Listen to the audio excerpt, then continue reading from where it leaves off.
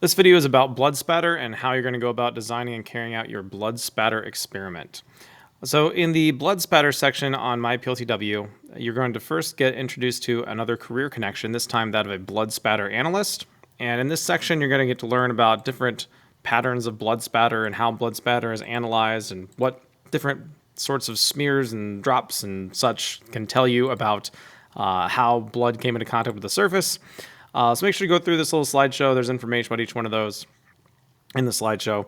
The thing that we are most concerned with, though, are falling droplets. So our experiment today is going to be about falling droplets and how you can design an experiment to analyze falling droplets and learn from which height or the droplets fell from.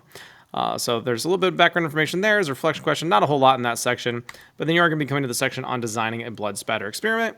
This is where we're going to come back to that experimental design process that we already learned about, right? Here's that familiar graphic with those 6 steps that you learned about back in one of our previous activities. And I want to talk a little bit more about how we're going to go about doing that. Just a second. Slideshow. There we go. Okay. So blood spatter analysis. Our question really, what we're trying to accomplish here is to learn in the end, if the blood found at the scene was a result of an accident or if it was the result of foul play. And so what we want to know is what height did that blood found at the scene fall from? Did it fall from Anna's height? What might that indicate, right? If the blood actually fell from Anna's height, think a little bit about what that would mean, right? What could that mean in the story? Or did it fall from a lower height? And what might that mean? What if the blood fell from the height of the table? What if it fell from the height of the stool? What if it fell from just from like only maybe a foot off the ground? What could that mean? There's a lot of different things that it could tell us, right? So your task here is to design an experiment to provide evidence for the case, specifically to figure out from what height did the blood at the scene fall from. So you're going to design an experiment to try to understand the relationship between the height that the blood fell from and the pattern that it makes. So a little bit of refresher there on experimental design. So in an experiment is simply a research study that is conducted to determine the effect that one variable has on another variable, right? And so we want to maximize our control over as many aspects of the environment as possible in order to prove that one variable affects another variable. So that is why it's really important to make sure that we have a lot of control variables that we're thinking of things to make sure that between every experimental trial, we are maintaining all the other conditions exactly the same, right? Those control variables we talked about before. And we want an experiment that is both reliable and valid, right? And these are two different terms that mean two different things. So when we're talking about a reliable experiment, we're talking about an experiment where another researcher could perform the exact same experiment and get similar results. And so the way that you increase your reliability is by writing out a really detailed, specific procedure where exactly what is used, exactly how it's used, when it's used, in what manner, these are all laid out very explicitly. That way somebody else could come in and do the exact same thing. That's how we can increase our reliability. Now, validity is a different thing. Validity is an experiment in which the results accurately describe the real world. And the way that we increase validity is first of all, controlling all those other variables. We want to make sure that if we do find a relationship, whatever that relationship is, that it is a relationship that exists in the real world between our two variables, and it's not some other variable that we forgot to control for that's influencing it. So reliability is all about making sure that our procedure is really detailed, really clear, very step-by-step. And then validity is about making sure that we're controlling all those other variables so that we're just testing the relationship between the variables that we are interested in. All right, so keep those things in mind as you're going about designing your blood spatter analysis experiment. You'll need to come show me and talk to me about your experiment before you begin it. So first of all, what is our question?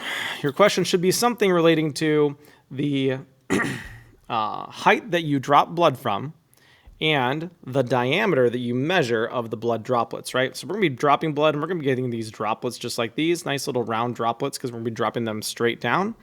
When you drop a blood droplet straight down, you should get a round spatter pattern there, these kind of droplets. And so you're going to be able to measure how big those droplets are. You're going to be able to measure the diameter of those droplets. So your question should involve those two things, because those two things right, that you'll also have in your hypothesis are your independent and dependent variable. So it's really important whenever you're doing these first few steps of the experimental design, right? Before you can even like really want to write your hypothesis, you need to know what your variables are. Which is the independent, which is the dependent, right? What is the thing that you're controlling? What is the thing that you are measuring? So make sure you consider your independent and dependent variables. And then you should use that to form your hypothesis, right? When we increase, decrease, change our dependent variable, right, then we expect this change in our dependent variable, right? If we manipulate this in this way, then we expect this result in our dependent. So that's the way you should write your any sort of experimental hypothesis. So I will want to see a hypothesis before you begin. Some things to consider when you go to design your actual procedure. How many different heights are you going to drop from, right? You want a range of different heights, and you want them to cover a pretty wide range, right? It is possible the blood fell from just a few inches off the floor. It's also possible the blood fell from as tall as Anna is, or maybe even taller than Anna, right? Maybe this isn't even Anna's blood. Maybe somebody really tall came in and started bleeding all over the place. Okay, so you might want to have a nice wide range. The point is you want to have a wide range so that you can get data for a variety of different possibilities because we don't know what height the blood fell from yet. So make sure you have a wide range. I would drop from at least 5 heights, at least 5 different heights. Right? So consider that Anna was 168 centimeters tall. The lab bench is 92 centimeters high. Those might be some important heights you might want to drop from. You know, might be from where she was standing, might be that she hit her head in the lab bench. We don't really know. So you might want to drop from those heights or somewhere near them. But you also want to have some other heights as well, covering that whole range, right? Another question is how many drops of blood will you drop from each height? Do you want to drop just 1 drop from each height? Is that going to increase your reliability of your experiment? Is that going to increase your validity, or is that going to decrease it? Okay. Or do you want to maybe drop from get 5 different drops from each height? I would recommend doing that sort of thing. 5 by 5, 5 different heights, 5 drops from each one. I think if you do that, you're good. You can do more, of course. You want to do 7 different heights. You want to do 10 different heights. You can do that.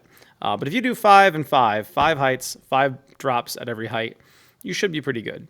Then the last question, how can you make sure your blood drops are consistent? You're going to get plastic transfer pipettes, right? Little plastic transfer pipettes similar to these ones. And you're going to have blood available to you, right? And the idea is you're going to be dropping your blood from these plastic transfer pipettes onto the ground, specifically onto paper, not just like the actual floor.